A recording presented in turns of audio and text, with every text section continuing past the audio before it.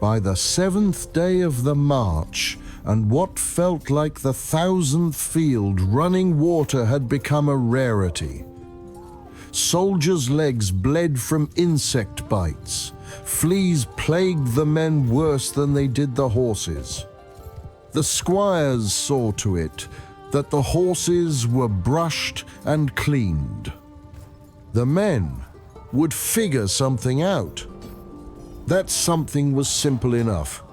March on. A whip from the sergeant was worse than the sting of a flea, though for some men the scale tipped back and forth. Together, lads! Flies everywhere. Soap? Not yet. Shit? Plenty. Yours, the horses, the masters. Everyone shits. Soap? No. Shit? Yes. What burns in the fireplace tonight? Sheep dung. What's on your face? A smile. Because ahead there is a river, and for one moment you can wash away the filth of the road and stand waist deep in cold water, covered in the liquefied refuse of 1,000 marching men. And somehow it still feels like relief. Sergeant Dezemia called out. The captain wanted every man of his unit out of the water. Dry, ready. We were to march at once. The scouts had followed the enemy's supply line to the mine and to the lumber camp. There had already been a skirmish between their outriders and ours. So now the enemy knew we were near. Word passed among the men. An open field battle was expected the day after tomorrow. The quartermaster had issued extra steel scrapers to every unit. No rust was to be allowed to form. Any man who left water sitting on his mail, helm or shield would answer to the whip. Or worse, face the enemy without a shield. That was near enough to a death sentence.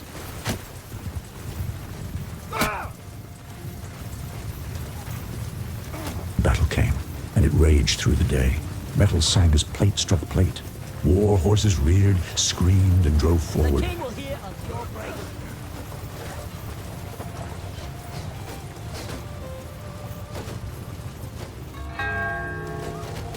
We met the enemy at the river's edge, tracking them out from the forest. Our units led the charge. The enemy began to retreat.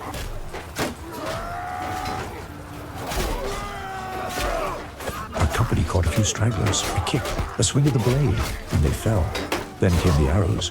Like a sparrow flashing past, a feather tipped with iron hissed into the stream. Then another. One struck my shield.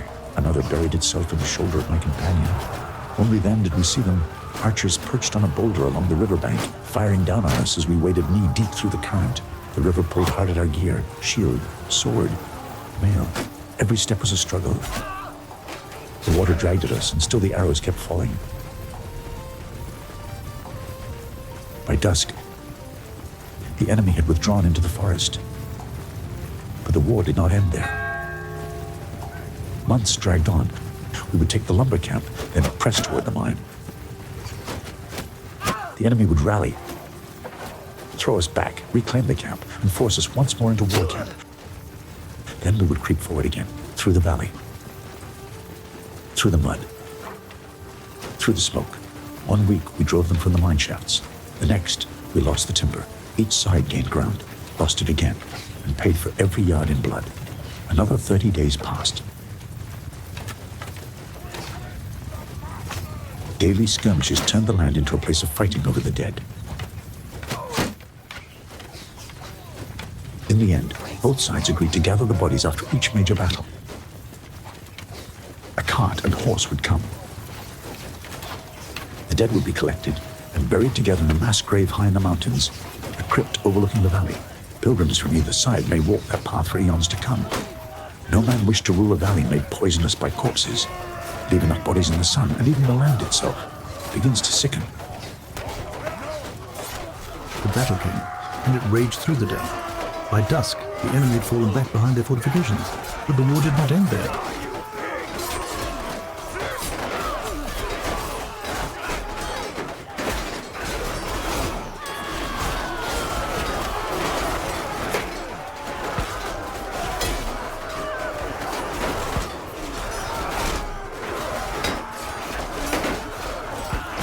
sword sleeves again and again against my shield until it shatters, bursting into splinters. The clasps on my arm wrench tight as the pieces break away. In a fit of rage, I press forward with the rest of the line. That courage is met by a charging cavalry. The momentum crashes into my armor and hurls me to the ground. The force drives me deep into the mud. I struggle back to my feet. How must my hands find a shield? Its coat of arms is foreign, though the construction is much the same. Better protected, I can only hope my tabard is not so muddied that my allies fail to know me from the foe. I seize the leather straps and clasp them tight. Vanquishment?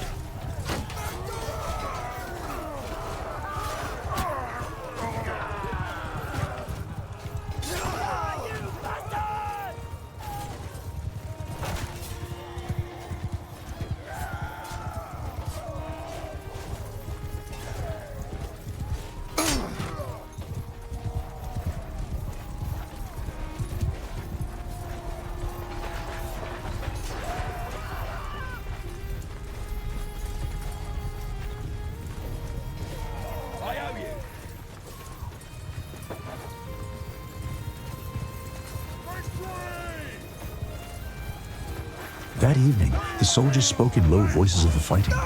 They told of their brother Acusine, how he had slain so many so fast, so fiercely. His blade seemed to sing through the air. Knight Okasandahane fought as a hardened man of war. His eyes were fixed upon a single purpose, and his horse needed no command to understand it. Glory. Glory to the retinue. Glory to the Royaume de Bretagne. Glory to his lordship. Many nobles fought that day, yet none matched the dreadful power and ferocity of vampire counts Mallory, Day, Roussillon, and Dangorn of Castagne. Battle was won by the Reaper's toll. The lumber camp, though bloodied and damaged in the scuffle, would be made operational once a cart of workers arrived to take up the labor. The mine would be working within a fortnight. Fresh iron for weapons, armor, and fortifications.